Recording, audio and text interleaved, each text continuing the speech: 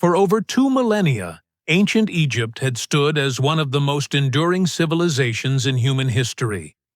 From the construction of the Great Pyramids of Giza during the Old Kingdom to the colossal temples of Karnak and Abu Simbel, Egypt had been a land of god-kings, unshakable traditions, and seemingly eternal cycles of life and death along the Nile. Pharaohs were not just rulers. They were divine intermediaries between the gods and the people. The Nile's floods fed the land. The sun god Ra illuminated its destiny. This divine order, or Mayat, was the foundation of Egyptian life. Yet by the late New Kingdom circa 1200 BCE, cracks began to appear in the facade. Successive weak rulers, economic strain, and political instability left Egypt vulnerable. The days of Ramses II's empire-spanning campaigns were gone. The pharaohs were now struggling just to hold the country together. Foreign shadows on the horizon. Egypt's wealth and strategic location made it an irresistible prize for foreign powers. In the centuries to come, Egypt would fall prey to a carousel of conquerors, each leaving their own mark on the land. First came the Libyans and Nubians, ruling as foreign dynasties but adopting Egyptian traditions. Then, in the 7th century BCE, the Assyrians invaded, briefly ruling with brutal efficiency before being replaced by the Persians in 525 BCE.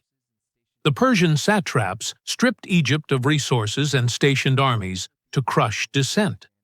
But the most profound shift came with the arrival of Alexander the Great in 332 BCE. Welcomed as a liberator from Persian rule, Alexander was crowned pharaoh and founded Alexandria, a city destined to become a hub of learning and trade. After his death, Egypt passed into the hands of the Ptolemaic dynasty, Macedonian Greeks who would rule for nearly 3 centuries. The Ptolemies, opulence and decay.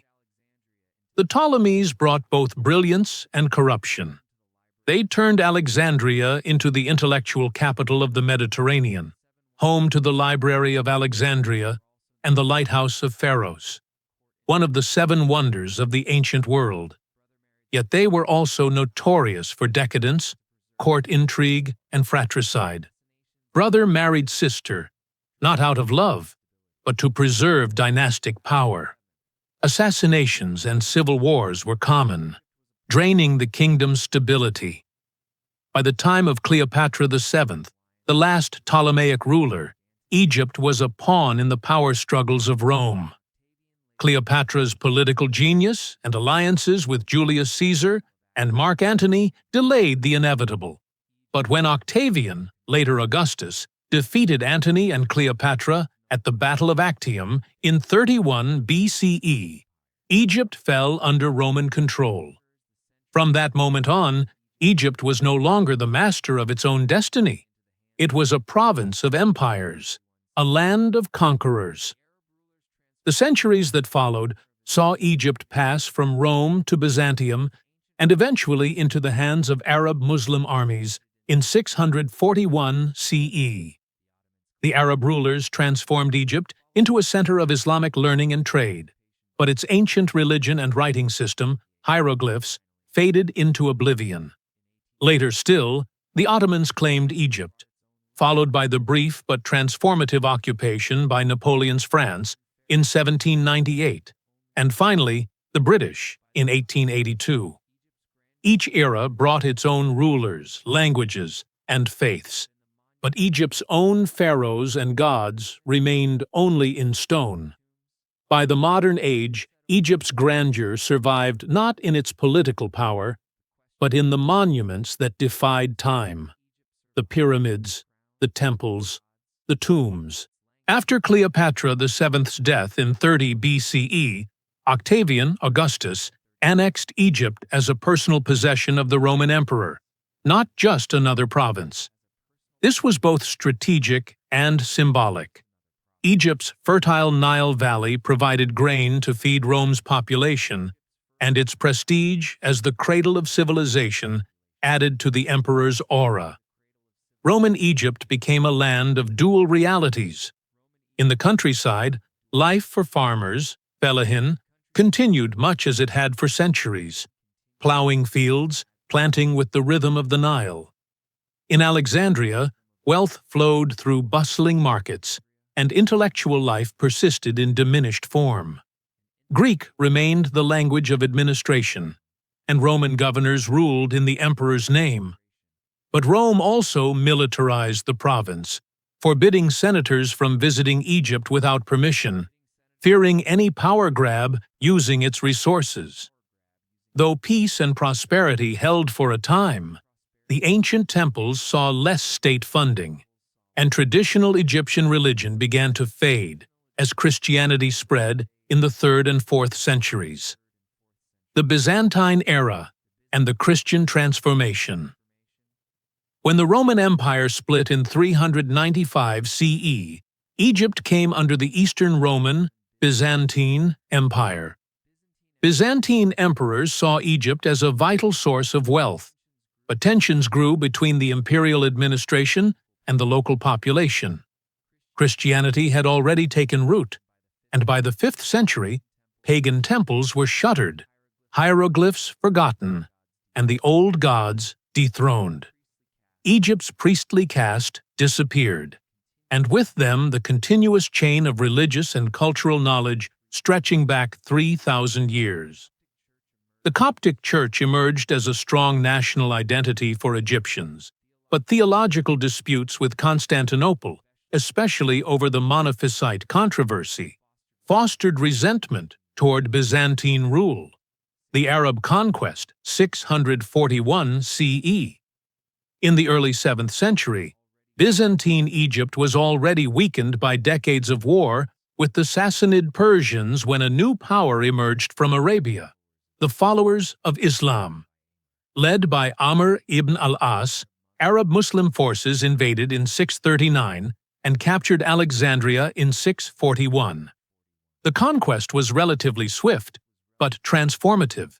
Islam became the dominant faith, though Coptic Christianity persisted under a system of taxation for non-Muslims. Arabic replaced Greek and Coptic in administration.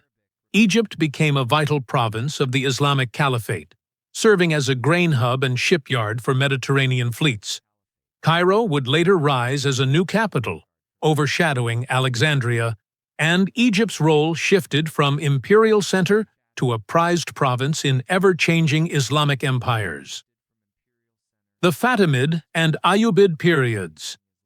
In the 10th century, the Fatimid Caliphate, a Shia Muslim dynasty, established Cairo as its capital and turned Egypt into a center of Islamic art, science, and trade. The Al-Azhar Mosque, founded in 970, became one of the world's most influential centers of Islamic scholarship. In the late 12th century, the Sunni general Saladin, founder of the Ayyubid dynasty, took control, uniting Egypt and Syria in the fight against the Crusaders. Saladin's leadership restored Sunni orthodoxy, fortified Cairo, and left a lasting legacy as a hero of Islamic history. The Mamluk ascendancy. By the 13th century, Egypt fell under the control of the Mamluks, former Turkic and Circassian slave soldiers who overthrew their Ayyubid masters. The Mamluks defeated the Mongols at the Battle of Ain Jalut in 1260, halting Mongol expansion into North Africa. Ruled Egypt for over 250 years, turning Cairo into one of the richest and most cosmopolitan cities of the medieval world. Controlled the spice trade between Asia and Europe. Yet their rule was fragile, sustained by military might and a rigid caste system. Economic decline, plagues, including the Black Death, and shifting trade routes eroded their dominance. Unresolved thought to end. Section 2. By the dawn of the 16th century, Egypt's fate was once again at the mercy of foreign empires. The Ottomans were rising. Portuguese ships had found sea routes that bypassed the Nile, and Egypt's centuries-old role as a crossroads of trade and power was slipping away. Was this the moment the last embers of ancient greatness would be extinguished forever? In the early 16th century, Egypt was still under the control of the Mamluk Sultanate, but its glory days were over. The Portuguese had bypassed the Red Sea by sailing around Africa, choking Egypt's spice trade profits. The Mamluks' military might was declining, and internal rivalries weakened their unity. The rising Ottoman Empire under Sultan Selim I saw an opportunity. In 1516 to 1517, the Ottomans invaded. The Mamluks fought bravely at the Battle of Redania, but their cavalry charges were no match for Ottoman gunpowder weapons and disciplined infantry. Cairo fell, and Egypt became an Ottoman province. The Mamluks retained some local power as governors, but ultimate authority rested in Istanbul. Egypt was now a key grain supplier and trade hub in the Ottoman network, but it was no longer a center of independent power. Centuries of Ottoman rule. For nearly 300 years, Egypt's fate was tied to the Ottomans. While Cairo remained a vibrant city of scholars, traders, and artisans, its role was provincial. Tax farming and corruption drained resources, and foreign merchants began to dominate trade. By the late 18th century, Ottoman control had weakened. The Mamluks reasserted semi-independent rule, but they were disorganized and vulnerable. This instability opened the door for a surprising new invader, Napoleon Bonaparte. Napoleon's Egyptian campaign, 1798 to 1801.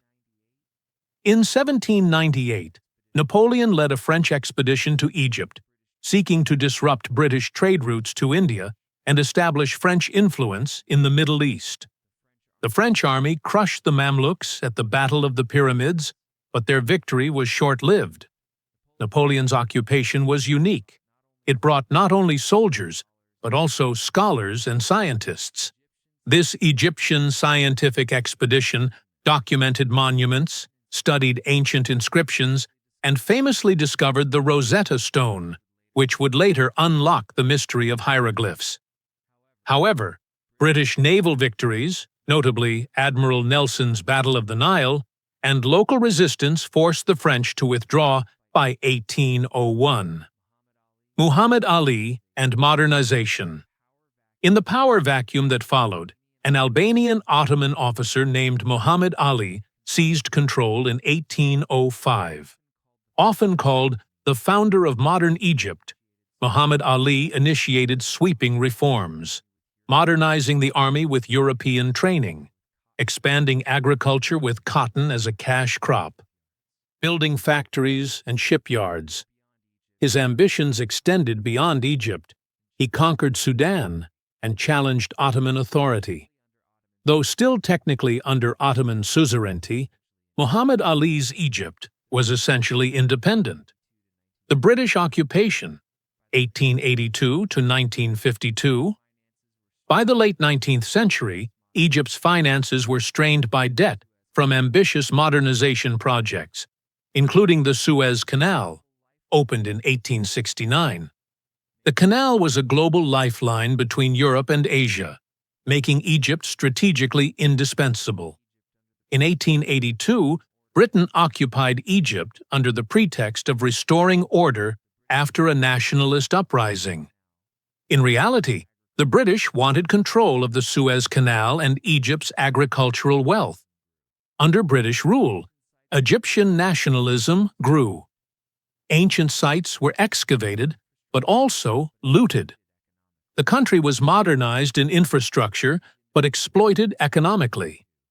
Egypt formally gained independence in 1922, but British influence lingered until the 1952 revolution, which ended the monarchy and established a republic. Legacy of the fall. By the 20th century, Egypt was no longer the imperial powerhouse of the Pharaohs. Its political sovereignty had been lost and regained multiple times, but its cultural legacy had never vanished. The ancient monuments, Pyramids, temples, tombs remained as reminders of a civilization that once led the world in architecture, engineering, and statecraft. Ironically, what was once the heart of empire became a place where history itself was the greatest treasure, its past far more powerful than its present. The fall of ancient Egypt was not a single event, but a long unraveling, a gradual erosion through foreign conquest, economic decline, and cultural transformation. Its story reminds us that even the most enduring civilizations can be worn down not only by invaders, but by the relentless tides of time and change. Yet the spirit of Egypt survives, not in crowns or armies, but in the eternal gaze of its monuments, in the flowing waters of the Nile, and in the fascination it continues to inspire across the world.